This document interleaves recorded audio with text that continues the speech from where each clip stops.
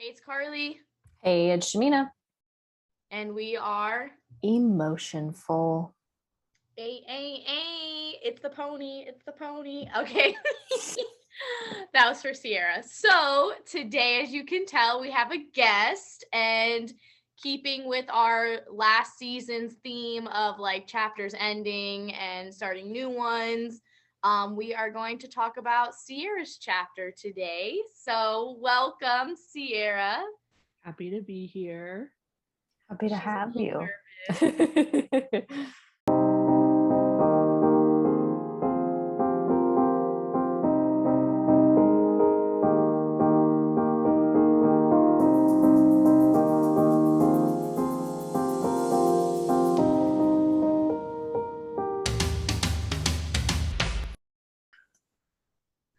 So, do you want us to? So, Sierra, give us a little backstory about who you are, or what you're going through, like who you are. All right. My name's Sierra. I'm 28 years old. I'm living in New York City right now. And I've been in PA school for the past 2.5 years now. And I'm wrapping up. I have a few months left before I finish. So my whole transition here is that for the first time in my life, I'm leaving the student identity and kind of going out into the real world. And that in itself is kind of like a big transition for me that I'm currently going through. Yeah, Which oh, go ahead, Shamina. I think that's a huge transition because we spend so much of our lives like in school, in student mode that I think a lot of us have a really hard time adjusting to adult life because it's not as like structured or regimented as, every school semester is. I was gonna say the exact same thing as Shamina, and I think also the fact that it's not like you're just expected to grasp adulthood and know how to do it. And for me, when I graduated undergrad, after a year of doing like adulthood, I was like, screw this. I'm going back. And I went to grad school because I was like, this is hard. This is not fun. So yeah. Yeah, I think the like safety net that we are provided with school is not talked about enough. And as far as like the transition goes, because I know for me, I'm like really nervous about like getting a job and like not being surrounded by people more or less the same age as me, more or less like same interests as me for like almost the first time in my life, and how that will change my social dynamics. And then also just, with school, it's like if you have a class and you're not into it, you have that class for a semester and then you move on and you start anew. And as Shamina was touching on, like the structure that school provides as well, where it's like I'm losing all of that security, and it kind of feels like the safety net is like being ripped out from under me. But at the same time, I'm also, really excited because I love what I'm about to do and I'm really excited for it. So it's definitely like a bittersweet time period for me. Yeah, definitely. What were you going to say, Carly? Your mouth just keeps moving before. I was saying it's definitely like that mixture of emotions of like you're excited for like this, and it's like exactly what me and Shreen are going through. Like you're excited for this next chapter, but you're still kind of like, dang, like I like where I'm at too. And I graduated with my master's in December of 2018. So it'll be 4 years this December, which is like crazy. But I still think of my years in like semester time. I'm like, oh, this is like summer. I should have summer off. And I don't because we live in, the real world and adulthood. Or like when my clients go back to school, I feel very nostalgic. I'm like, oh, it's like fall semester. Like, okay, cool. And I've always thought like conceptualized time based off of the semesters of school. So somebody's like, when did this happen? I'll tell you sophomore year of high school. I'll tell you junior year. I'll tell you freshman year of college. It was really hard for me once I like graduated to conceptualize that the year starts in January. It doesn't start in August because my year would start in August. Am I allowed to ask you guys questions? Yeah. What was like the biggest like transition for you guys going from schooling to like adulthood life, or like the biggest either exciting part about it or like the most nerve-wracking part?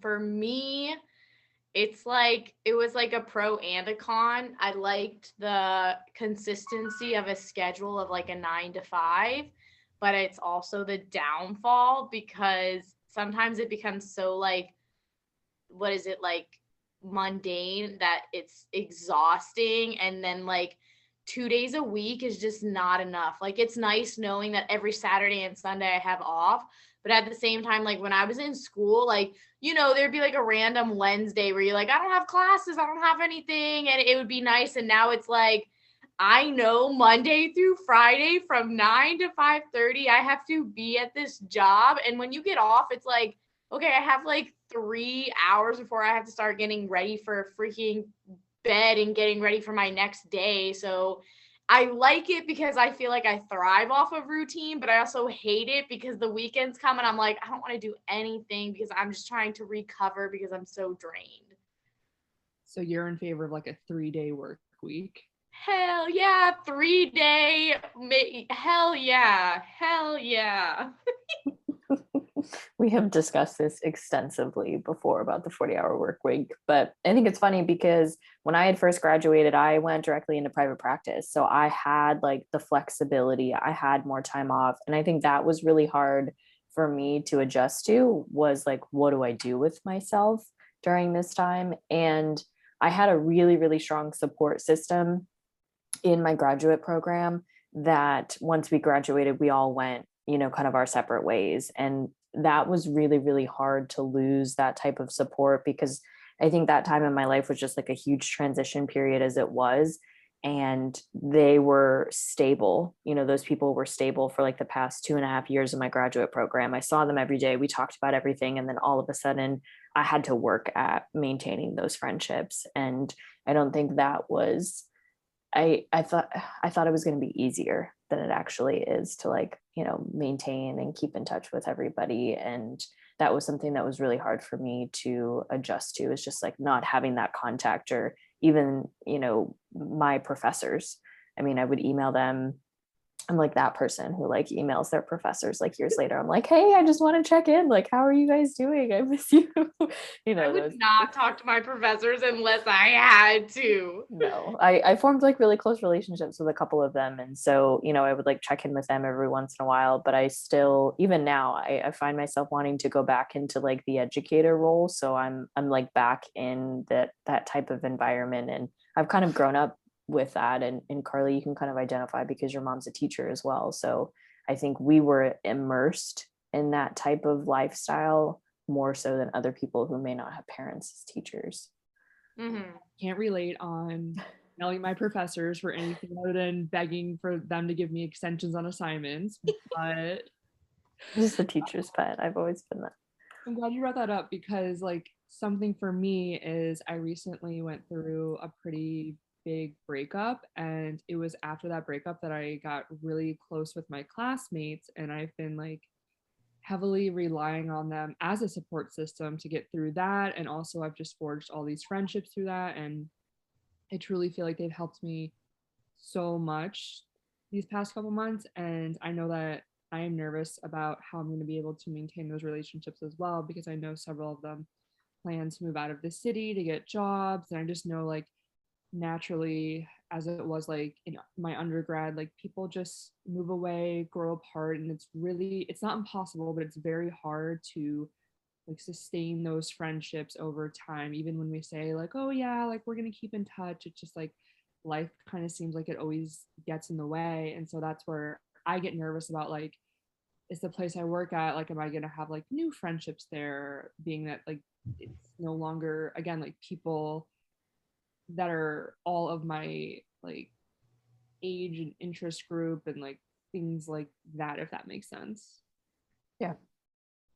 I don't think we realize how difficult it is to make / maintain friends as we get older, because like I think I'm that person that like I'm not interested in making new friends, and I know that sounds so bad, but it's like I feel like I have my close group of friends. I'm gonna keep to it because I know that I'm like a talker, and I like to keep up with my friends, but it's also there sometimes where I'm like, I'm tired because I've talked to like 4 different people today, and I know it's my choice, but I'm like, the idea of like making new friends, even though I feel like it naturally comes to me sometimes, it's like a weird balance of like, I'll talk to anyone, but do I want you like in my close group of friends? Probably not, because it's already kind of big and it's hard to keep up with everyone, and that's a job itself. And then I have a real job, so Okay, popular. I know. I feel like you're a collector of friends. So like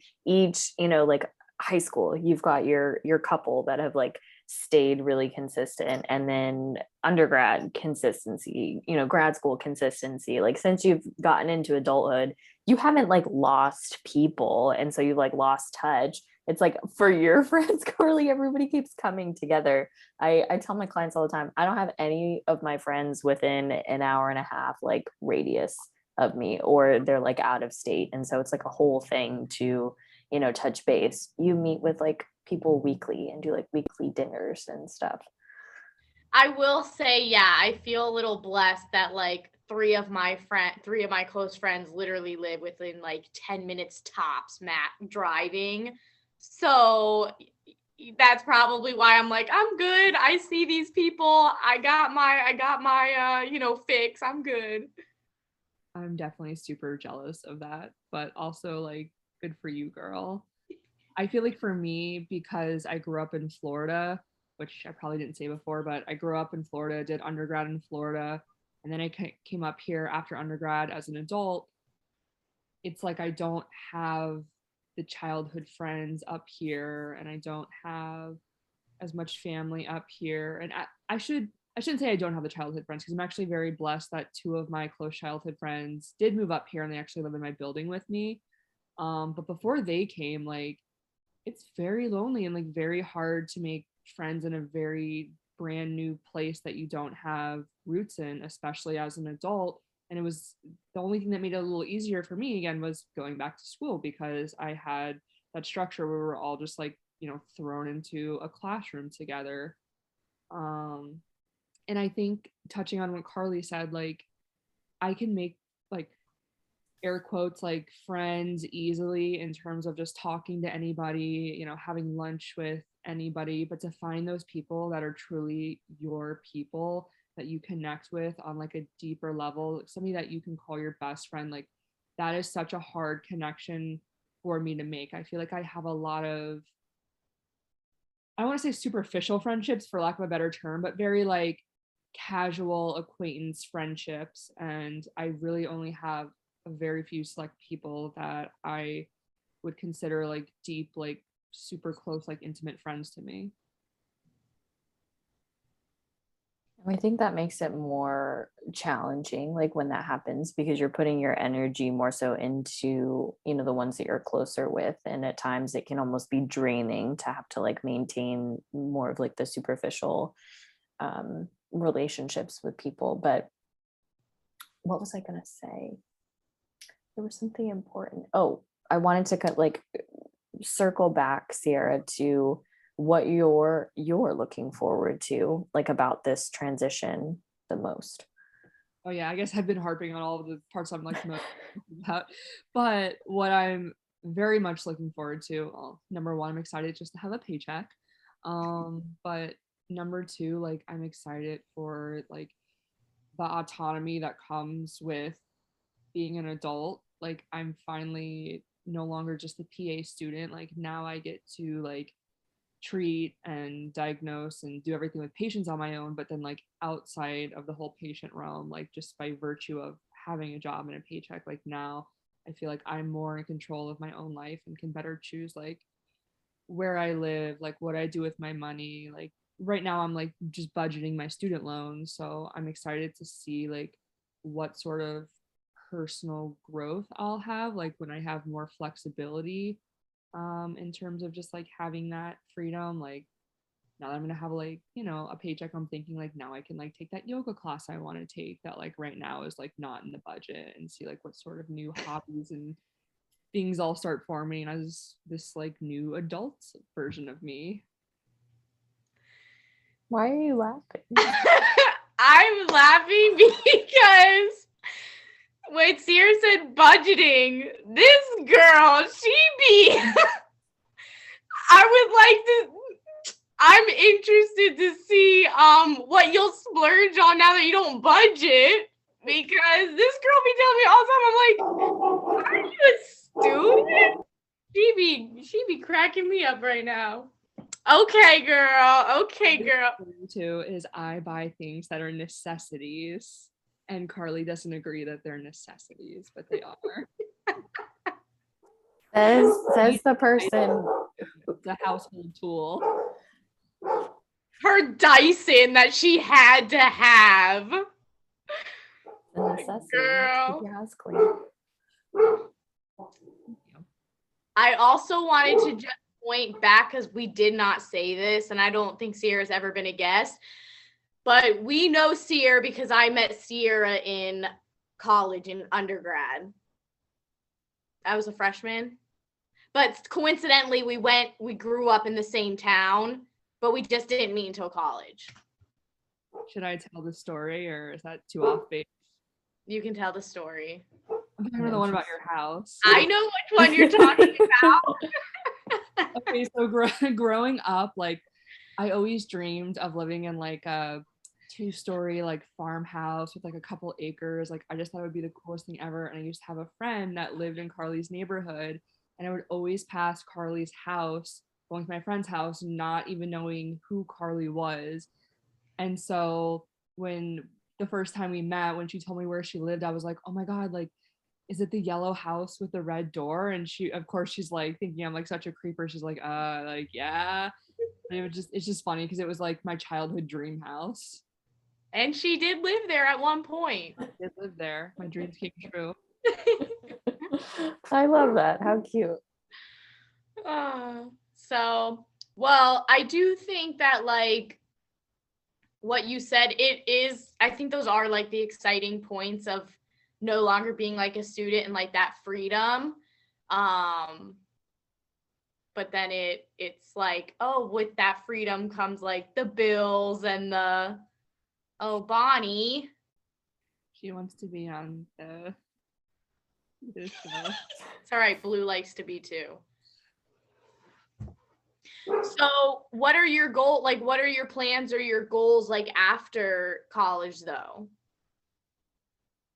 So I always toy back and forth with this because I'm not really sure. Like right now, I'm not sure, like, do I want to go get a house in suburbia, or do I want to like continue living this life in the city with an apartment? And both have like pros and cons, but they're very like, I think, drastically different lifestyles. So that's something that I've been kind of like struggling to figure out, because I'm like, oh man, like I got 5 months to figure it out. But in reality, I know like I have longer than 5 months. Like I could always like stay in the city, work a job for 6 months, and then if I want, like go, buy the white picket house like out in the suburbs. It's not like I have to do it immediately once I graduate. Yeah. Did I answer the question? I would like a little more. No, I'm just kidding. Yeah. No, you for sure did. I feel like I see you a city girl through and through. You're right. I think I just get FOMO when I see like, for instance, like your Zoom background, and I see like, oh, you painted your walls. And I'm like, as somebody who would be a forever like renter for the rest of my life, like I'm like, oh, I would never like own my apartment. So I could never like, like redo the kitchen how I want to do it. Like it's in terms of like, like a major like demo. I like even like painting walls. Like, yeah, I could do that, but then like I just have to like paint them all back when I move out. Like it's never gonna be like, I'll never have like a home per se that I could like say like, yeah, like I own this, like it's mine, nobody's kicking me out. That's the only. You don't know that. You don't know what the future holds. Yeah, that's true. Maybe I'll win the lottery and be able to afford a 1-bedroom condo in the city. Yeah, or maybe you'll meet the love of your life in good old Florida. No, I'm kidding. No. Red flag. Yeah, kidding. She's from Florida. Red flag. And she's from Florida. What is she? Yeah. Well, so with like Well, because I feel like I know a lot more of your background. And so I feel like not only do you have school ending soon, but you have been dealing with a lot of other changes all while this is going on. And so like, do you like, what are your thoughts on like that? And like, do you feel like with what you went through, it's like, I don't know if I want to say like helped you with the school ending, but like, does that make sense? So let me be a little more direct, because I think so Sierra, you had mentioned that you had recently gone through a breakup. Yes. Which it sounds like Carly is trying to refer to, but could have used the context clues that Sarah already said that. But so how has that recent just kind of like life change impacted the fear or the stress of now I'm also graduating on top of trying to process like going through a breakup, and my identity is a single person now graduating and like moving forward. I think I'm just now starting to figure out what my identity as a single person is.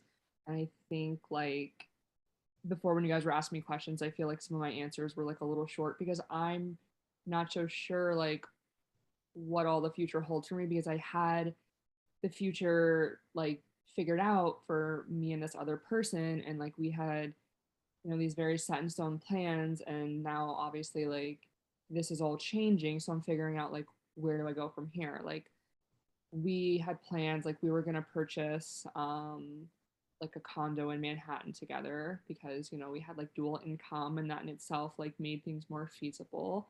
But like now that's like not like totally an option for me on my own at this point. So that's like, well, now like where does me living look like after school? Like we were talking about like marriage and kids, and for instance, and so like now it's like, do I wait for another life partner to come along? Because I've always really wanted kids, and I'm at this stage where I do like want to have a child in the next few years. So I'm thinking like, do I hold out for a partner, or am I going to go through with having a child by myself as like a single mom? And that in itself like comes with a lot of like excitement, but also like makes me feel like super nervous of like, oh man, like how am I going to do it without like the support of like an entire other individual? So it's just like everything I had pictured has kind of shifted now. Like even in terms of like family vacations, like I was very close with her family. So like on all of my time off, I immediately knew like, oh, I'm just going with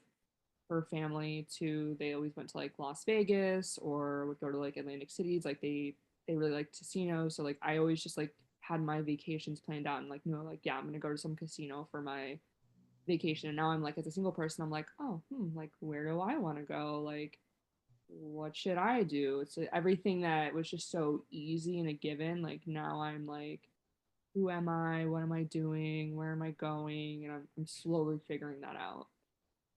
Yeah. Well, it takes a lot more like thought and intention now, which I think is even more challenging, as opposed to like, we got it, like it's planned, let's kind of move forward. And that's just like one more stressor to figure out of like, what do I want to do with my free time? Or like, how do I feel about these things? I think sometimes it like it's cool because you get to like learn who you are like without being connected with someone, but sometimes it like puts that pressure on because then you kind of realize like, who am I, and then you kind of like maybe feel weird if you don't know who you are, and it's like, oh, I'm 28 and I don't know what I like. I don't know what my hobbies are, but I mean it's exciting because now you have the opportunity to kind of figure that out. But I think it's kind of interesting and like funny, ironic, because like how you're saying like, oh, you want kids in the next 2 years.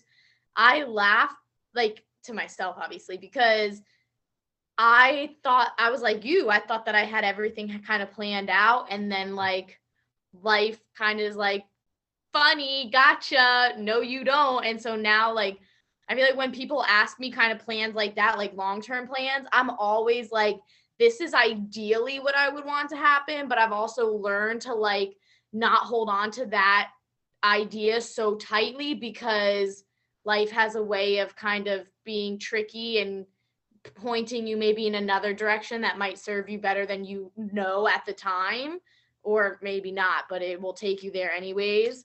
And so like I feel like that's one thing that I've realized I'm more intentional about, of like when people ask me specifically like where do you see yourself? I'm like, I don't know. I have no idea, because I thought a few years ago that I was going to be in a totally other direction than I am now, but I'm not mad about where I'm at now. It's just transitioning, adjusting, and, you know, getting used to all of that and figuring out. Cause I think there are still things I don't even know what I like to do. Like when people like, if I'm meeting someone new and, you know, they do small talk and everyone's like, what do you like to do? Sometimes I want to be like, nothing, you know, because reality, I don't know. I just do whatever pops into my head. No, that's so true. Like I should say recently, I've been on the dating apps for a while now, not having a ton of luck, but like on the apps, there's like on Hinge, it asks you different like prompts, and like a lot of them are asking you more or less like, what are your hobbies? Like, what do you like to do? What does your typical like Sunday look like? And I always like struggle to write them because I'm like I go to work, I come home, I hang out with my cat for an hour, I lay on the couch, then I lay in my bed and go to TikTok, and then I'm like, well, I can't write that. And so then I'm writing things and I'm like, oh, like I love to take a long bike ride on a Sunday and end it with a glass of wine. But in reality, it's like, okay, when's the last time I actually did that? So, Yeah, that just shows like how like life gets in the way, because I feel like, and I say life gets in the way and it's life, but I feel like if you ultimately had like a free schedule, you probably would do that. But like, I feel like I'm the same way. And then I'll see these people, like I'll go through and they'll be like, I like to hike and all this. And I'm like, do they really do that? Because then that makes me feel like I'm a blob. But like, where do you fit the time in if you're working 40 hours a week? Like, you're telling me you're always on go, bro? And like, honestly, not gonna lie, but I feel like when people are like, when they do say like they're always doing something, to me, sometimes that's a red flag in itself, because it's like, are you always busy because you don't know what to do with yourself when you have nothing to do? Because to me, that's like, if you can contently do nothing, that's a good sign for me, because that means like, all right, I'm not gonna have to entertain you all the time, you know, like I want to be able to sit and do nothing and we vibe, but I also want to do things together. no, it's so funny you said that because in my head I was immediately like, red flag. Because I just know for me, I'm like, that's too high energy. Like, I agree that I definitely, and I have been getting better lately about like going out and doing like little things and like not just sitting on the couch all weekend. But I'm never going to be that person that 24/7 is like climbing a mountain and then the next day goes to a baseball game and then the day after that like does a marathon. Like I'm just not that high energy person, and like great for somebody who is. Like I wish it could be me, but like I know I need somebody in my life who just wants to like sit on the couch, watch Netflix, and then maybe the next day like we'll go out for breakfast and go for like a nice long walk somewhere, and then we're gonna go back to our couch. Yeah. Well, Facts. I think Carly, you bring up a really good point, is that a lot of times like the like overdrive behavior can be like avoidant because you don't know how to like be with yourself, or if you do slow down, all of the stuff that you've been like running from, quote unquote, it catches back up. And so we tend to just keep ourselves busy because I don't want to feel this way, I don't want to think about this thing. You know, we live a very goal oriented versus like value oriented life, and so we're always like on to the next, on to the next, on to the next, but it's never enough. Yeah, and I think like it's really interesting because there was a point in my life where I was on like literally just chilling on the couch. I didn't like to do anything. Literally doing anything would be too much energy for me. And like obviously over time I have been able to build that up. And it's just like this constant like teeter totter back and forth, because then I feel like the past 2 weeks I've been doing so much that I'm so tired that now I'm starting to fall back into this routine of doing nothing. And I'm like, can I find this balance where like you said, Sierra, like maybe one day I don't do anything and then like the next day I will do something. But for me, it's like these past 2 weeks I've been on go, go, go. And now I'm like finally ready for a chance to relax. But then I'm like, I don't want to do anything for the whole week. I'm like, that's what I want to do to relax. And then I'm like, I can't do that. Like, that's a little, but I'm like, geez. Yeah. If I'm gonna be real, going back to your whole comment about how I don't budget well and I'd be like spending all this money and stuff on student loans, I think a lot of that is something that just I recently started doing. And it was like post breakup, and it kind of came from me almost like running as well. Like I think the first couple of weeks I just couldn't get off the couch and stop crying, and it was awful. And then somebody was like, oh, like you should try like a little retail therapy, like a classmate mentioned it, and I took that statement like to the extreme, because then I realized like if I was giving myself like projects and tasks, like it just constantly kept me busy. So I was like, oh, I gotta like redo my desk area, and like I went out and like bought a new desk and like new desktop and stuff, and then I was like, oh, I gotta get new sheets, I gotta do this, do that. And then it also turned into like not only keeping myself busy, but almost like trying to completely like overhaul and redo my space so that it no longer felt like shared with the person that like I just separated from. So I think that is almost like it's a little like obviously unhealthy that I've been doing that, but it was like the best strategy I could come up with at the time to just keep me from like completely falling apart on the couch every day.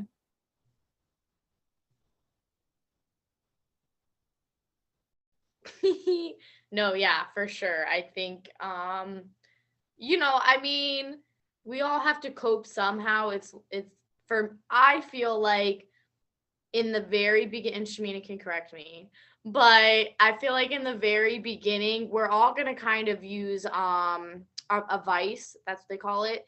But then some people ideally you learn to wean off of it and then and deal with what you're going through, because like I think you know it all for me, like my vice was not getting off, like I literally could not function, and then I had to slowly like do little things here and there until you know you finally start. But I agree with you actually with like the retail therapy, because I noticed when I feel a little lonely, I tend to splurge because I'm like lonely, you know, and then I go to Target, I get distracted. I'm like, oh, this is so cute. Supposed to get one thing, spend $200. Happens to the best of us. I have no words for you and your spending habits, no words. But I do agree on the vice thing, because I think just in times of like transition, whether it's a breakup, whether it's like from, you know, like studenthood to adulthood, there's a lot of emotion that goes through that. And the transitional period in our lives, I don't think we talk about it enough as a society, but I also think we don't anticipate how many feelings get brought up, like even if they are really happy or excited, or the negative ones of like grief and loss, just because you're going on to this new phase that we don't know what to do with them, and they're just really overwhelming. Yeah, I will say that I have gotten significantly better at spending a little less money like now that more time has gone on. So but I definitely think I was using that as advice to like help get me through. And I with what Shamina had said of like whenever we go through changes and we feel all these emotions, even if they're you know, good emotions, bad emotions, I think sometimes I think about things like really deeply, and then it's like, whoa, because I think about it and it's so true. Like, honestly, if you really think about it, I don't think people know even how to navigate really great emotions too. Like, I think they know how to navigate it a little bit better, but at the end of the day, I feel like we really only know how to navigate like this, like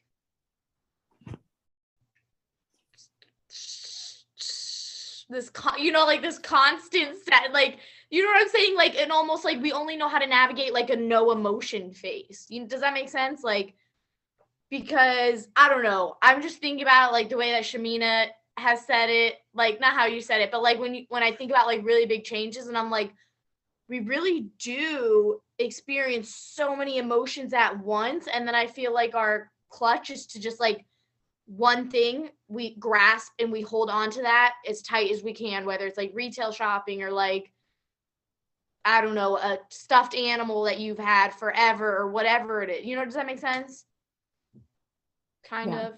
Well, we almost kind of like turn the dial down on the emotions. And if I can just fixate or focus on one thing, it makes it more controllable. I can focus on, doing projects as opposed to like I have to grieve and I need to do my assignments and I need to do this and that and pay the bills and, feed my cat, all of those things. Like that's really overwhelming. And so a lot of times during change and transition for people, I remind my clients a lot to focus on what you can control because there's a lot that we can't control. And they're like, well, Shamina, I can't control anything. And I'm like, well, you control the clothes that you're wearing in the morning. You're controlling the type of food that you're eating, how much sleep that you're getting. And they're like, oh yeah, I guess so. And so, just kind of focusing in on that. But I also think in times of change and transition, we don't deal with that well, like as a society or just as a population species. We like things consistent. We're creatures of habit. We're not creatures of like spontaneity and change. And, that's how like we got eaten by like a saber-toothed tiger, is like somebody deviated from the path and oops, you're gone. So I think that brings up just a lot of, again, negative, but also positive emotions. And for those who have experienced trauma, times of change can almost be a trauma trigger because it signals signs of like instability and insecurity. So not only are you trying to navigate that, but like here comes this other piece if you've got the unhealed trauma, which is lovely. Yeah, that definitely makes sense. Nobody speaks after I say anything. I'm like thinking that I'm like, oh, that's good advice. I'm sitting on it. Yeah, I feel like it's honestly like because we're processing it, because I'll admit, like sometimes when you say things are so profound that I'm like, I have that, and then I'm like, I don't want to jump right into like, oh, you just made me realize I have this. So that I'm like, what can I kind of like, how can I lighten this up a bit? But note to therapist, and need to talk about this. Well, not to get on a completely different like tangent, but I feel like the different like statements that Shamina has made so far on this episode have been like statements that sound like they're coming from a therapist, like good therapy advice. And I like want to see a therapist so bad, but it just has not been like accessible for me. Like I've reached out, I've tried to schedule appointments, but like when you don't have like great insurance and like, or like the finances to back it, like it's very, very hard to get like good mental health treatment. So for me right now, I'm like, yay, like I'm getting like free therapy. I'm like jotting down the notes Shamina's saying in my head to like remember it, because I'm like, oh, this is the closest I've gotten to like therapy, which is what I wanted this whole time since the breakup. Yeah. And I think you bring up a really good point, is that a lot of people are in that boat. And even for therapists, like we're just kind of tapped out. I mean, we're going on 2.5 years now of like being in the pandemic. Our schedules are so booked out. It's very hard. I hear all the time, people are like, thank you so much for just calling me back. Like nobody calls me back. I haven't heard anything. And the finances piece is unfortunately a really huge barrier for a lot of people to get mental health services. And especially during, again, like bringing it back, like times of change and transition, we want that the most. But there are all of these barriers that, we have to kind of figure out, well, how do I cope if I can't get professional help, or like, what can I do instead? And for a lot of people, again, it's like gravitating towards like the vices or the unhealthy coping and patterns, because it's just overwhelming and we don't know what to do with it. I will say for me, since I've been unable to like get professional therapy, I downloaded the Headspace app, which is like a meditation app. And then I picked up journaling, and initially like I started these things and then I put them down and then I restarted and then I put it down, and then I finally like kept to it, and that has helped me tremendously. But I think that the reason that I kept putting them down was because it was almost like those things made it feel worse before it got better, because I had to like actually face my emotions doing that. It wasn't like I could just be on my little shopping spree on Amazon and like ignoring like my grief and my sadness and all of my underlying feelings. It was like very uncomfortable in the beginning to sit with that, to meditate on that, to write in a journal how I was feeling. Like I was like, ooh, like I feel icky. Like I don't want, I'm like sobbing while I'm doing this. But then it was like day after day, little by little, I was like, okay, and now I feel a little bit better. The next day I feel a little bit better again. So like, I think that has these like healthier habits have slowly helped me like distance from my vice and also just make me feel better in general. And it's helped me like get through the grieving process, which I'm still actively in, but I partly can attest to this. I think I'm doing a lot better than I was 3 months ago. Yeah, and I think for sure, for sure. And I think you make a really good point of when you are dealing with like mentally not stable, it's so hard to start, I feel like, because like you said, you have to admit that you're not in a good place. And I feel like especially when it comes to mental health, that is so hard to accept and admit because there is such that strong stigma. Because I feel like even for me, when I was going through everything, I kept trying to put on a front of like, I'm fine, I'm fine, I'm fine.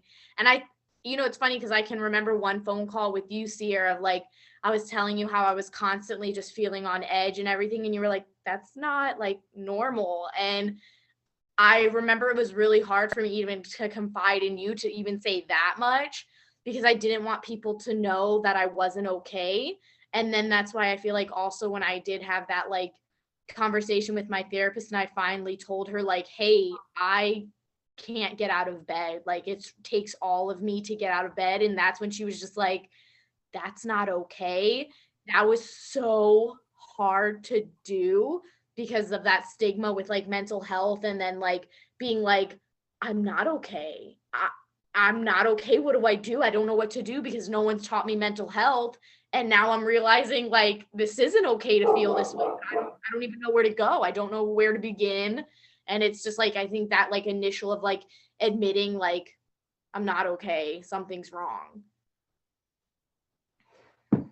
Yeah, I think that's the hardest part is being honest with yourself about how you're actually feeling or what you're going through. And, what you had said, Sierra, about like little by little, first of all, I think that's just like huge because it does get harder before it gets better because we have to learn how to be in control of our emotions instead of having our emotions control us.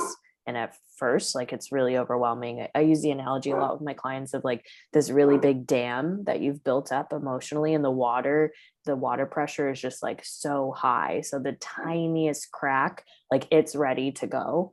And people like seal up all of that stuff and they're like, no, like this is not coming out at all. And they think like I have to take this whole dam down at once and deal with it. But it's more about learning how to like poke holes. And so maybe you're meditating and journaling a couple times a week and you're poking the holes and the water pressure is going down. So it's not as intense as opposed to like, I'm going to just like bulldoze this huge thing and deal with this all at once. That gets really chaotic really quickly. So good for you. Use Insight Timer. That's an app that I use and then I recommend to my clients too. And it's free. You don't have to pay for it. What is it? It's a meditation app. Oh, okay, cool.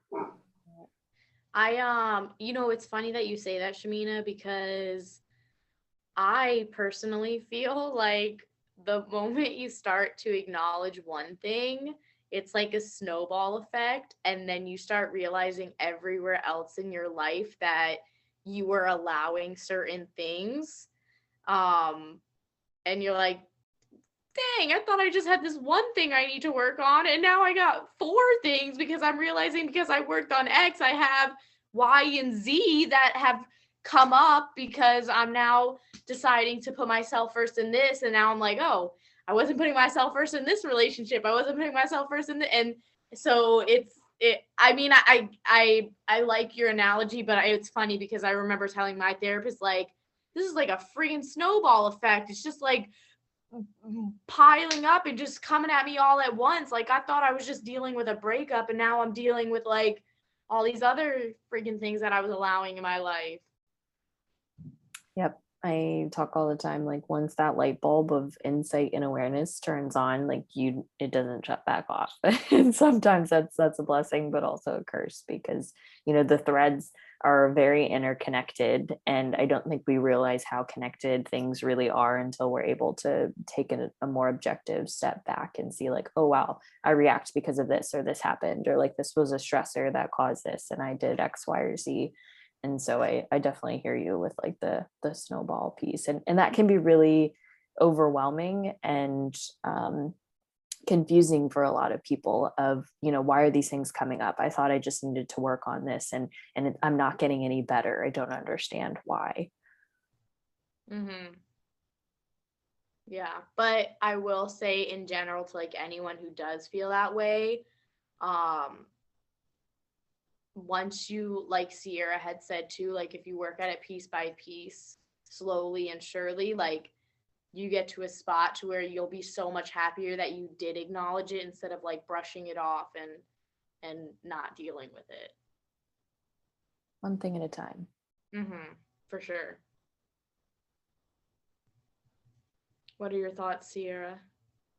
No, I completely agree with that. I think for me, it wasn't so much like you were saying in your life, like you realized like you were allowing like this relationship to be like unhealthy in certain ways, and then that translated into like other relationships and aspects and things in your life.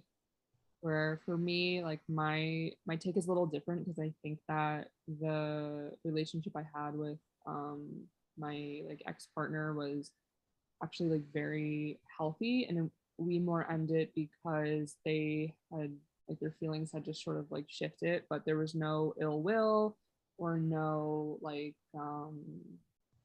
there was no like mistreatment or anything. So there's, for me, like I've thought about it, and like there's really like nothing from that relationship where I'm like, oh, I'm not allowing that anymore. But one like great piece of advice that my ex like gave me is she was saying like, like I poured so much like love and energy into her, and she said like something she always noticed about me is I never poured the same amount of love and energy into myself. So she was saying like when we were breaking up, like she was telling me like I want you to take the love you had for me and like put that into yourself. And like, because I was like, how am I ever gonna get over this? And she's like, that, that's how you're gonna get over it, like put that into yourself. And so for me it was more like realizing like the neglect that I had been giving to myself, because I was giving myself to my relationship, I was giving myself to like PA school, I was giving myself to just like all these different aspects of my life. Like I didn't feel like I had any more room to give, to actually give myself basically. So Mm-hmm. now a lot of my things is learning like what I'm not gonna allow, like ways that I treat myself. Like I'm learning to be kinder to myself and to do things for myself that nourish myself, and to like put my mental health first, put my physical health first, to make sure that I'm taking care of Sierra. So that's, I guess, a pro of what's come out of this for me. Yeah, you can't pour from an empty cup. Facts. 100% believe that. And you don't realize you're empty until you kind of like something in your life happens, and then you're like, wow, I have been going on empty for how long? And then it hits you. And it's interesting learning how to pour into yourself, because I don't think we're taught that. I think in general, we're taught how to pour into others. So we naturally know how to do that. But then like how do I pour into myself? Like that's such an like I'm still learning, how do I pour into myself?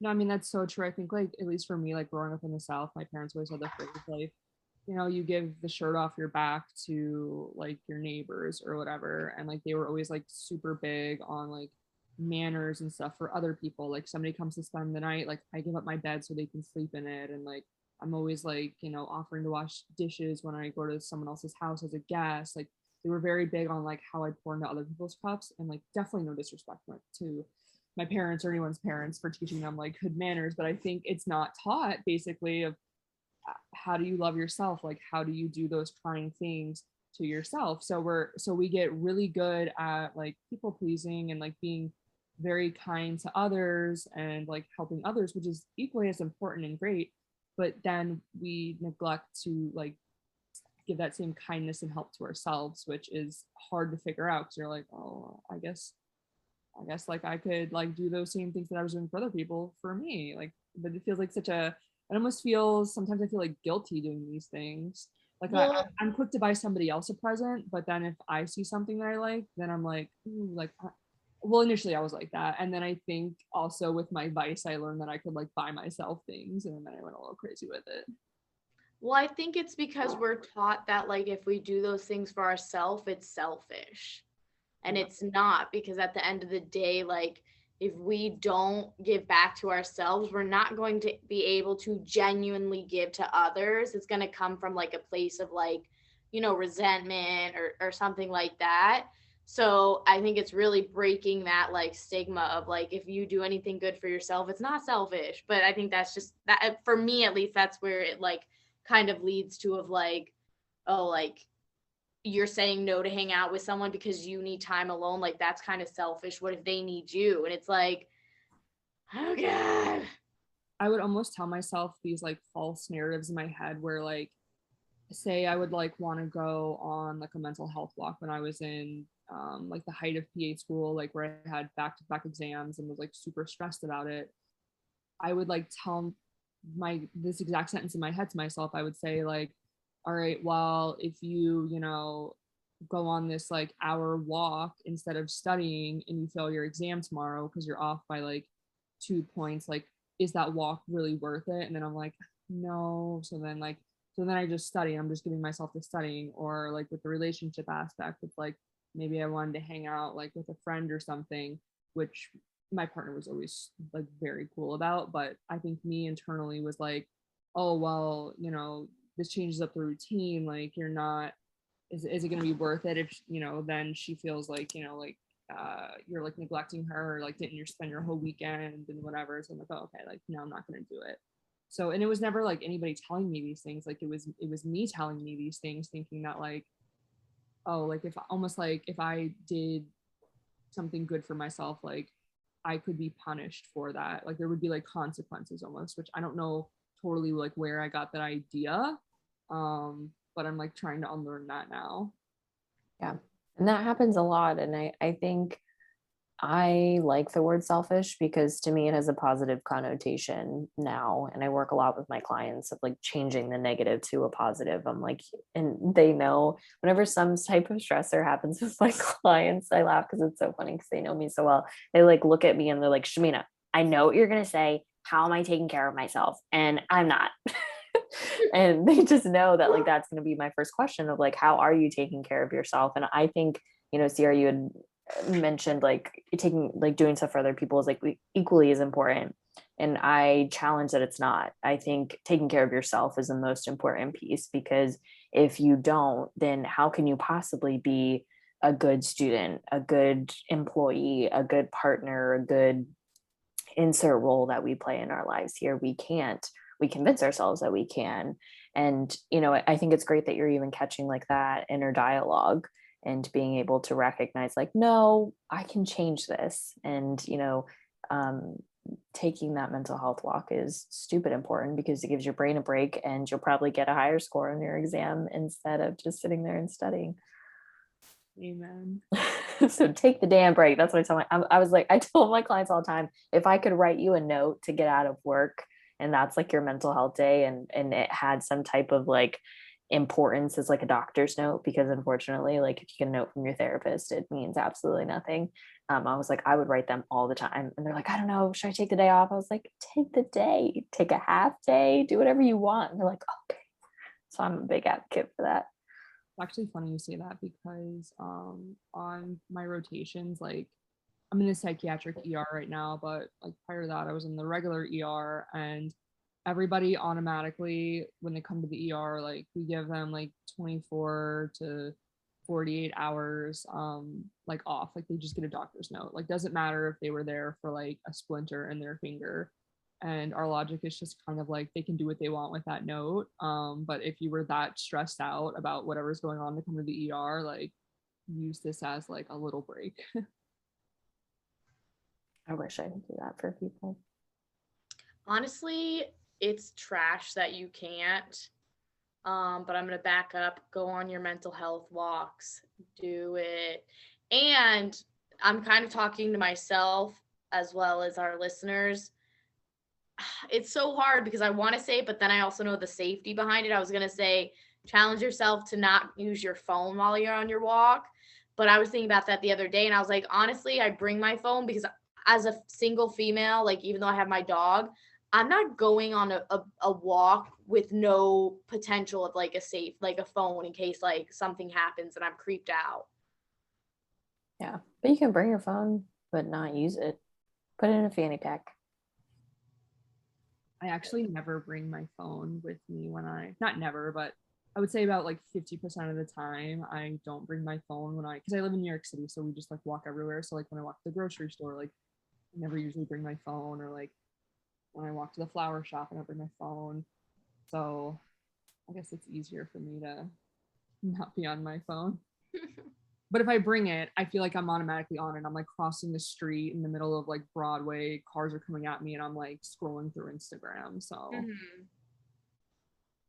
Yeah, that'd be me too. To each their own. Yeah. So, Sierra, we want to thank you for coming on and discussing with our viewers about this time of change and transition for you and for being a guest, because you have not been a guest up until this point. So you have lucked out, I guess. thank you guys for having me. Thanks for finally being on our show, last season guest. Save the best for last. Just but kidding. All the others were good too. All of our guests were fantastic. No, I like the first statement. You would. Well, I am happy that we were finally able to schedule and talk on the podcast as well as outside of the podcast. Yes. So to our viewers, stay tuned. This season is going to be shorter than our other seasons. And again, we are releasing episodes every other week instead of every week. So catch us soon for the next episode. Bye. Bye. Bye.